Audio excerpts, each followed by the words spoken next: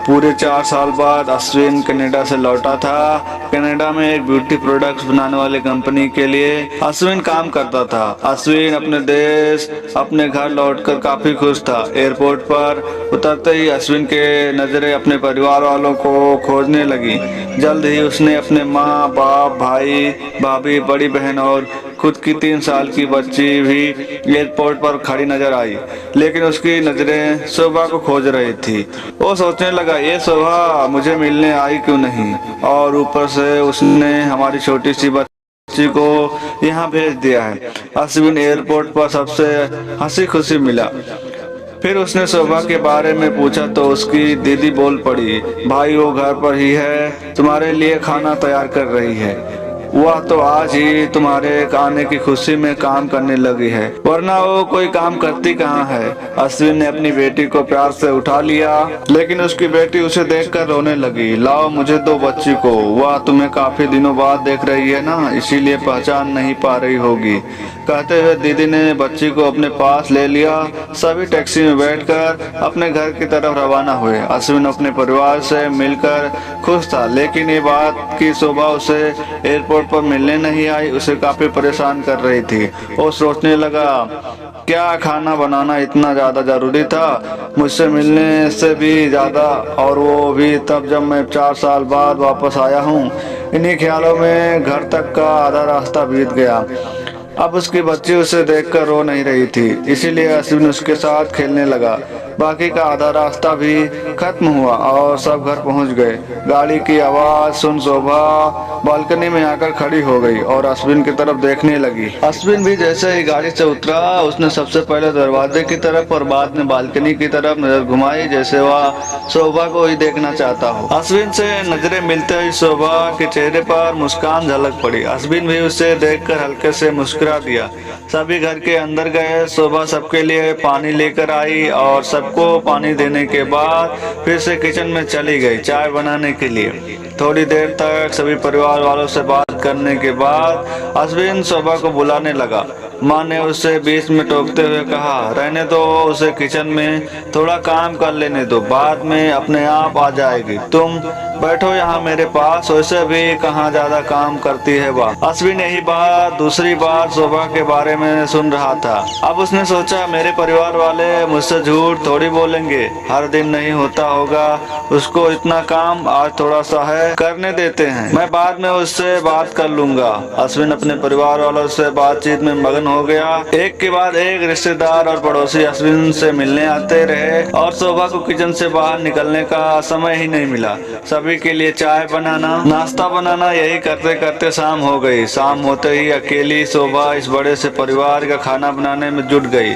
2 घंटे बाद सभी परिवार वाले खाना खाने के लिए डाइनिंग टेबल पर बैठे थे, सिवा शोभा के। अश्विन चाहता था कि शोभा भी उसके साथ बैठकर खाना खाए, लेकिन फिर माँ ने कहा, अगर वह अभी खाना खाने बैठ जाएगी तो सबको परोसेगा कौन। सभी के खाना खाने के बाद शोभा ने अकेले खाना खाया। रात को सोने के वक्त अश्विन और शोभा अच्छे से मिल पाए। अश्विन ने शोभा के साथ काफी बातें करना चाहता था, लेकिन वह उसके चेहरे पर थकान और नींद अच्छे से देख सकता, इसीलिए उसने शोभा को परेशान न करने का फैसला किया और उसने सोने दिया। शोभा सोने ही वाली थी कि उसकी छोटी बच्ची रोने लगी, तो शोभा तुरंत उठकर उसे दूध पिलाने के लिए चली गई। अश्विन कब सो गया उसे पता ही नहीं चला। जब सुबह बच्ची की रोने की आवाज आने लगी तो अश्विन उठा और शोभा को पुकारने लगा।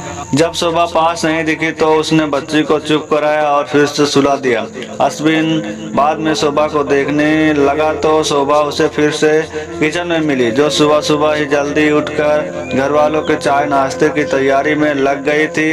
अब अश्विन सोचने लगा, माँ और दीदी तो कहती थी कि शोभा ज्यादा काम नहीं करती, लेकिन जो मैं देख रहा हूँ वो तो कुछ और ही है। अश्विन अब सब समझ गया था, पर वो अपनी माँ को ऐसा नहीं बोल सकता था, शोभा से ज्यादा काम ना कराया करो, इसीलिए अब उसने खुद ही शोभा की मदद करना शुरू कर दिया था।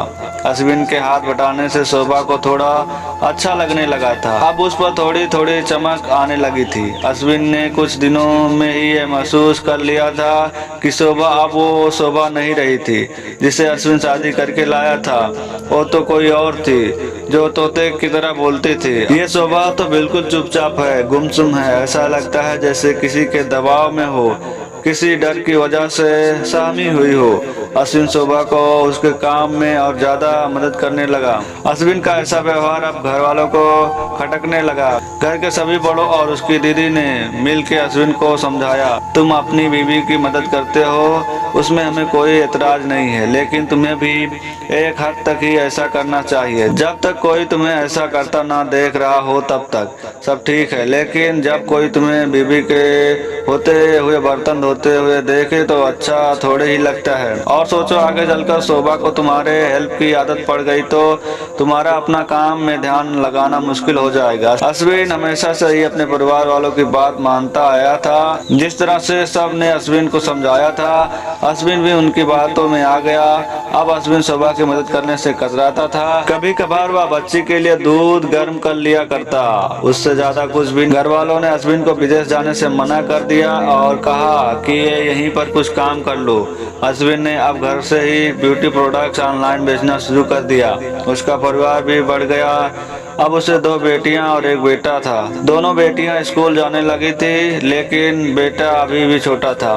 जितना कमाता था उतना सबके लिए काफी ना था। काफी सोच विचार करने के बाद अश्विन ने यह फैसला किया कि वह अब शोभा के साथ शहर में जाकर रहेगा, जहां पर शोभा भी काम कर पाएगी और वह अपने घर से ही अपने ब्यूटी प्रोडक्ट बेचना शुरू रखेगा। इस तरह से वह अपने पैसों की तंगी को पूरा करेंगे। परिवार वालों ने भी अश्विन को इजाजत दे दी। अश्विन चाहता था कि माँ भी उसके साथ रहे, लेकिन माँ को शहर में आना मंजूर न था। माँ बड़े भाई के साथ रहने लगी। शहर में अब शोभा नौकरी करती और अश्विन घर से ही ऑनलाइन प्रोडक्ट बेचता। कई साल ऐसे ही बीत गए। शोभा घर का काम और बाद में बाहर का काम करके पहले से भी ज्यादा थकी थकी रहने लगी। परिवार वालों की अश्विन के दिमाग में डाली बातें अभी भी उस पर असर करती थी। वह यहाँ पर भी शोभा का हाथ ना बटाया करता। अश्विन अब दिन रात अपने प्रोडक्ट बेचने में ही मसरूफ रहता। कभी कभी शोभा उससे कहती कि मुझे अच्छा नहीं महसूस हो रहा है, मुझे डॉक्टर के पास ले चलो। वो हाँ कह देता, लेकिन अपने काम में इतना खो जाता कि कभी डॉक्टर के पास ले ही नहीं जाता। शोभा तो बीमार थी, लेकिन एक बार अश्विन बहुत ज्यादा बीमार हो गया। इतना बीमार हो गया कि उसे अस्पताल में भर्ती करवाना पड़ा। अस्पताल में अश्विन के पास सिर्फ शोभा थी और कोई नहीं। इतना बीमार होने के बाद भी उसके परिवार वाले सिर्फ उससे मिलकर वापस अपने घर चले गए थे। उसका सहारा बनने के लिए, उसकी तकलीफ बांटने के लिए कोई भी उसके साथ नहीं था। बिस्तर पर पड़े और शारीरिक तकलीफ से गुजर रहे अश्विन को अपनों का ऐसा व्यवहार बहुत तकलीफ दे रहा था। फिर वह सोचता कि उसने भी तो शोभा के साथ जिंदगी भर यही किया है। क्या वो शोभा का जीवन साथी सिर्फ नाम का ही नहीं था? जब साथ देने की बारी आती थी तो उसने दूसरे के बहकाव में आकर उससे किनारा कर लिया था। यहाँ तक कि शोभा के खुद अपने मुंह से कहने के बाद भी उसकी तकलीफ को वो नजरअंदाज करता आया था। अश्विन को अब अपना दर्द शोभा के दर्द के आगे मामूली सा लगने लगा। उसके दर्द को ना बांटकर उसने बहुत बड़ा गुनाह किया हो, ऐसा उसे लगने लगा। पश्चात के आंसू अश्विन की आंखों से बहने लगे। उसने अपनी सारी गलतियां और गुनाहों के लिए शोभा से माफी मांगी। दोस्तों, जीवन साथी का मतलब होता है जीवन के हर उतार चढ़ाव में, जीवन के हर मोड़ में जो साथ दे। साथ होने और साथ देने में उतना ही फर्क होता है जितना सिर्फ वादा करने में और सच में वादा निभाने में होता है। दोस्तों, एक पत्नी की दर्द भरी कहानी पति के दृष्टिकोण से हमने बयां की है। इस कहानी के वीडियो को देखकर यदि किसी भी पति या पत्नी का अपने जीवन के साथी के प्रति व्यवहार सुधर जाएगा तो इस कहानी के वीडियो को बनाने का उद्देश्य सफल हो जाएगा। पूरी कहानी का वीडियो देखने के लिए आप लोग को बहुत बहुत धन्यवाद। दोस्तों, अगर आप लोग जो चैनल पर नए हैं तो चैनल को सब्सक्राइब करें, बेल आइकन दबाएं, जिससे हम लोग नेक्स्ट वीडियो अपलोड